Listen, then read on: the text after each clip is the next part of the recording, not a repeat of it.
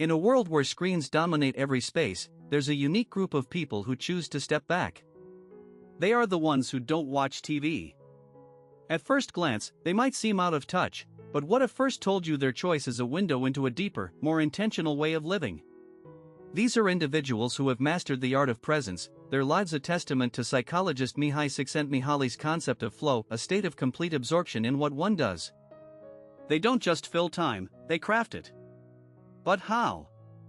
And what can we learn from them?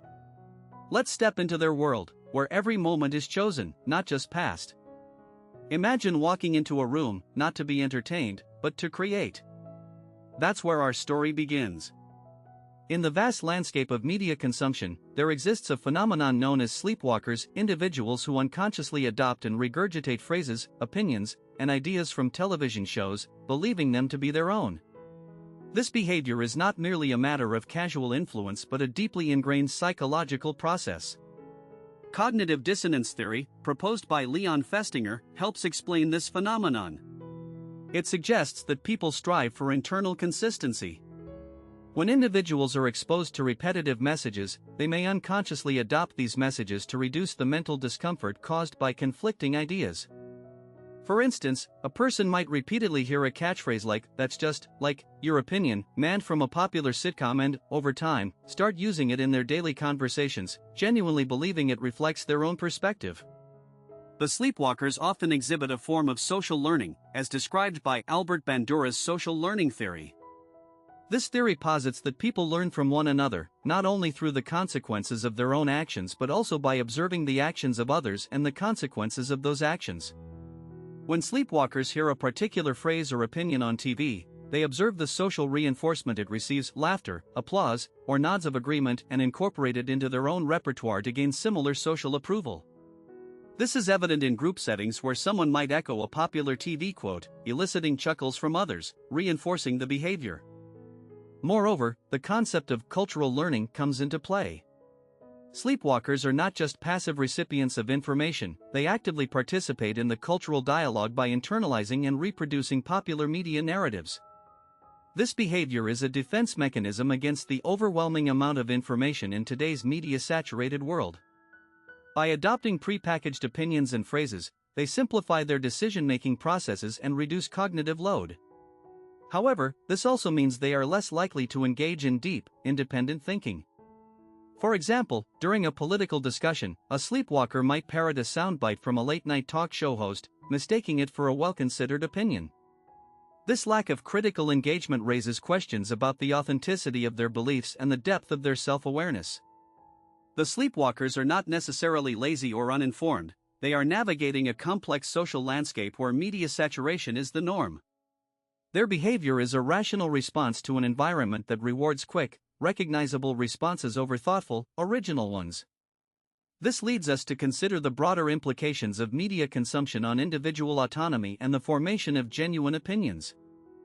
They sit in their living rooms, eyes glued to the screen, digesting the same narratives, the same fears, the same laughs. They wake up the next day, ready to discuss the night's episode, the latest news segment, the advert that tugged at their heartstrings.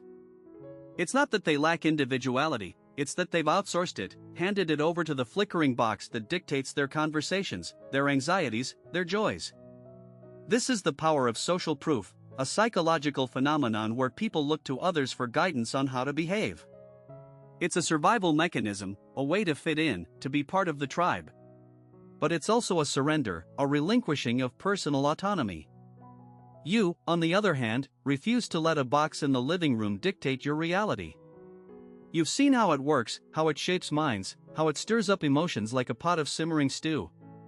You've noticed how the news cycles churn out fear, how reality TV warps perceptions of relationships, how advertisements fuel discontent. You've witnessed the hedonic treadmill in action, the endless cycle of desire and dissatisfaction, and you've chosen to step off. You've chosen to curate your own experiences, to feed your mind with what nourishes it, not what numbs it. It's not that you're antisocial, it's that you're pro-autonomy. This isn't about being better than them. It's about being different. It's about understanding that what they see as entertainment, you see as manipulation. What they perceive as connection, you perceive as conformity. It's about recognizing that their laughter is often a reflex, not a response, their fears are often planted, not personal. You've chosen to see the strings, to question the script, to write your own. This isn't about superiority, it's about awareness.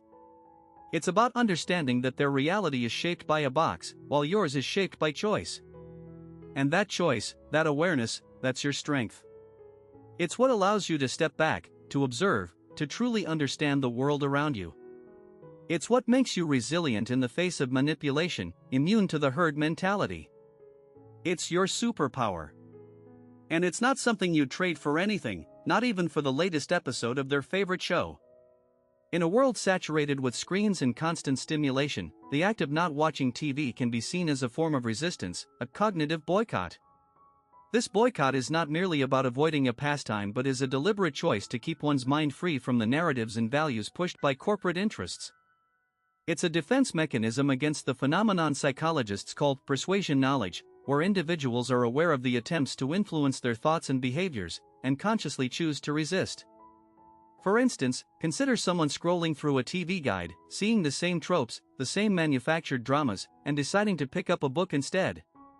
This isn't just a preference for reading, it's a conscious decision to engage with a medium that values depth and complexity over sensationalism and speed. This boycott aligns with the psychological concept of cognitive dissonance, where individuals strive for internal consistency. By avoiding TV, they avoid the dissonance that comes from reconciling their personal values with the often shallow, materialistic, or even harmful messages broadcasted. It's like choosing to drink from a clear mountain stream rather than a murky, chemically treated pool. This resistance is also a form of mindfulness, a psychological concept involving the awareness of one's surroundings and a focus on the present. By opting out of TV, they are practicing mindfulness, choosing to engage with the world directly rather than through a mediated lens. Picture someone sitting in a park, observing the world around them, feeling the breeze, listening to birds, instead of sitting on a couch, watching a nature documentary. Both experiences offer a connection to nature, but one is direct and personal, the other is filtered and curated. Moreover, this cognitive boycott can be seen as an act of self-determination, a psychological concept highlighting the human need for autonomy and control. By choosing not to watch TV, individuals assert control over their mental input, deciding what influences their thoughts and perceptions. It's like a gardener choosing what seeds to plant, nurturing what they want to grow, and weeding out what they don't. This act of resistance also fosters critical thinking, as individuals are forced to seek out and evaluate alternative sources of information and entertainment. They become more discerning consumers of media. Consider someone researching a topic online, cross-referencing sources, evaluating biases, instead of passively receiving information from a TV news segment. Both routes provide information, but one encourages passive reception, the other active engagement. Choosing to abstain from television, especially in today's digital age, can often position individuals as outsiders in their social circles. This separation isn't merely about missing out on the latest viral video or popular TV show, it's about existing in a different cultural context. These individuals might not understand references to popular memes or the plot twists of the most talked about series. Yet, this apparent disconnect often belies a profound strength, the courage to forge one's own path, to resist the herd mentality that philosopher Friedrich Nietzsche warned against. Consider a young professional, Sarah, who opts out of small talk about the newest Netflix series during lunch breaks. While her colleagues eagerly discuss plot points, she finds herself at a loss. The chatter feels like a foreign language, filled with inside jokes and references she doesn't grasp. Yet, Sarah doesn't feel left out, instead, she feels a quiet pride in her choice. She spends her evenings reading, exploring nature, or engaging in creative pursuits. Her mind is a repository of ideas and experiences that her TV-watching peers might not have. This is where the strength lies, not in the knowledge of popular culture, but in the depth of one's own intellectual and emotional landscape. This strength is closely tied to the psychological concept of self-determination theory, which emphasizes the importance of autonomy, competence, and relatedness in fostering well-being. By choosing not to watch TV, individuals like Sarah are asserting their autonomy, making a conscious decision to engage with the world on their own terms. This autonomy fosters a sense of competence, as they develop skills and knowledge that are uniquely their own. While they might not feel related to their peers in the conventional sense, they often form deep connections with like-minded individuals who share their values and interests. It's a different kind of social circle, one that values depth over breadth, substance over popularity. Moreover, this choice requires a high degree of self-awareness and resilience. It's easy to conform, to watch what everyone else is watching to fit in. But resisting that pressure demands inner strength. It's a constant negotiation between the desire to belong and the need for authenticity.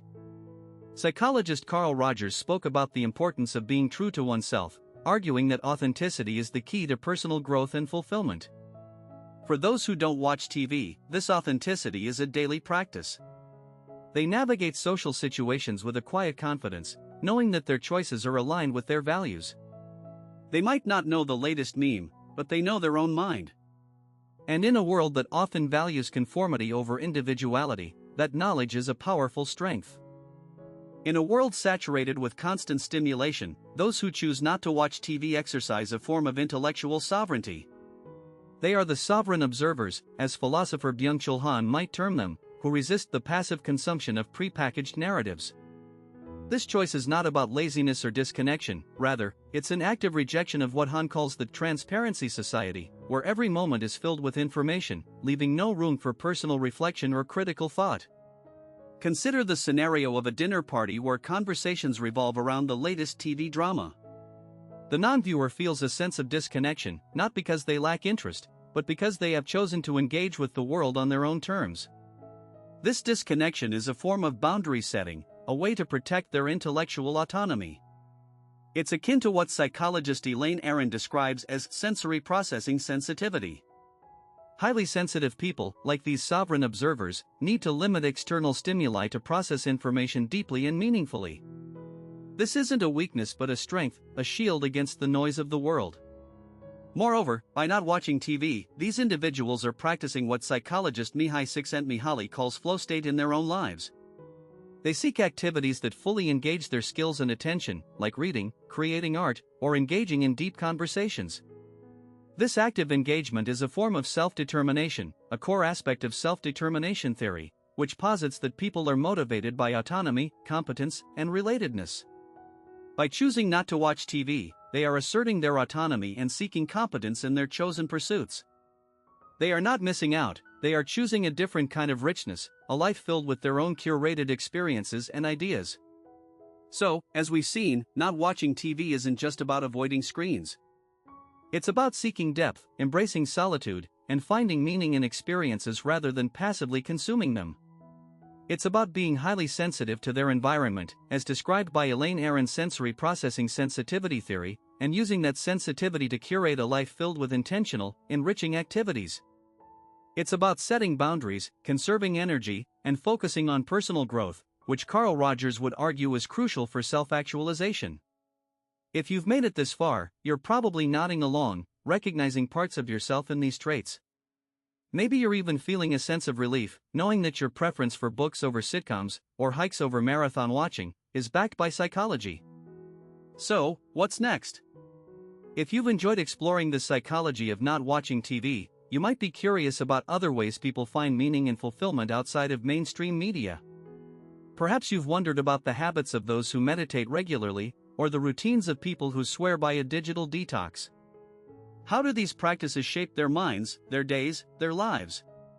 Stay tuned, because that's exactly what we'll be diving into next. And remember, every time you choose to engage with the world on your own terms, you're not just avoiding TV. You're actively shaping a life that's truly yours. See you in the next video.